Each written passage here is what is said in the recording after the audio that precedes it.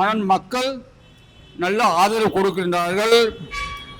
மக்களுக்கு நல்லையை செய்கிறாங்க. அதனால நல்லா இருக்கு ஆட்சி.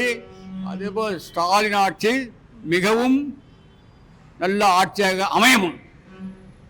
ஆகவே மக்கள் அனைவரும் விரும்பி ஆதரிக்கிறார்கள்.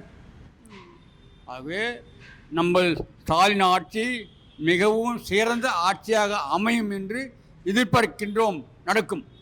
டிஎம்கே தான் வரும்னு நினைக்கிறீங்க?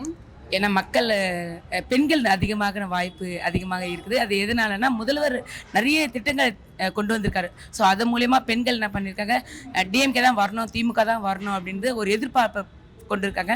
ஸோ அவங்க வீடு வீடாக நாங்கள் போய் வீட்டுக்குள்ளே போய் ஒரு ஓட்டு உரிமையை நாங்கள் வாங்குறதுக்கு எங்களுக்கு அந்த அளவுக்கு பெண்களுக்கு உரிமை இருக்குது.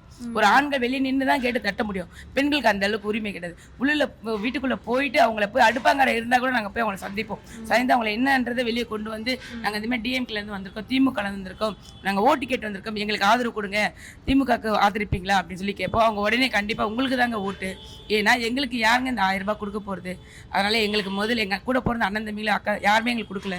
இது திமுக ஸ்டாலின் கொடுத்ததுனால சிஎம் அவருக்காக நாங்கள் வாய்ப்பு கொடுப்போன்றதுனால மீண்டும் அவர் வரட்டும் நாங்கள் எதிர்பார்க்குறோம் அப்படின்ற ஒரு கேள்வி முன்வைக்கிறாங்க. ஸோ அதை நாங்கள் எதிர்பார்த்து அந்த பதில் ஆன்சரை அங்கே முன்வைத்து நாங்கள் கொண்டு வரோம். 2.0 வரணும்னு சொல்லிட்டு நாங்கள் எதிர்பார்த்து கொண்டு வரோம்.